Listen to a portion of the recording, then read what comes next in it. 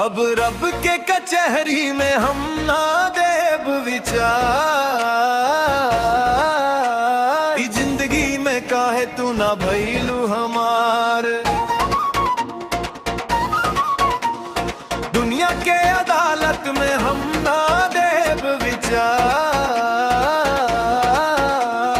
जिंदगी में काहे तू ना भइलू हमार। एक दिन मिली तो के सजा,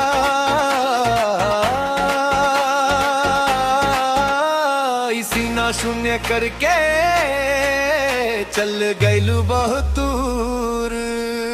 ओ इसी ना शून्य करके चल गइलू बहुत दूर। बेईमानी मानी करके बतावा बबलू कितना मजा। ओ पगलिया रे,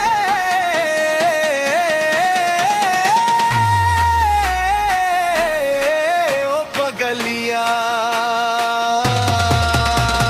केहू के मन के दुख दे के केहू सुखी होला। केहू के मन के दुख दे के सुखी ना भइल जला।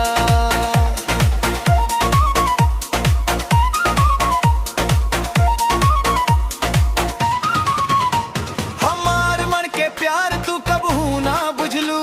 हम सिर्फ तो के खोजली, तू हमके ना खोजलू।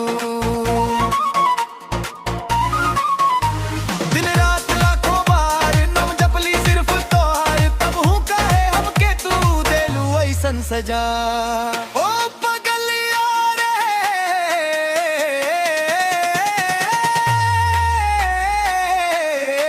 ओ पगलिया।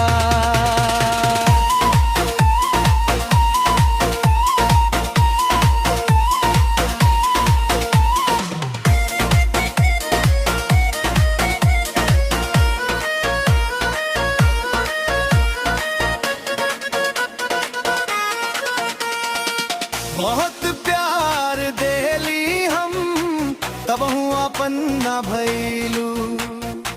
कवन कमी रहे तो हेरा आज तक ना बतैलू। सब हरा के ई जिंदगी में लोर के राके दुनो नैन में कैलू तू हमरा साथ बहुत सारा मजा। ओ पगलिया रे,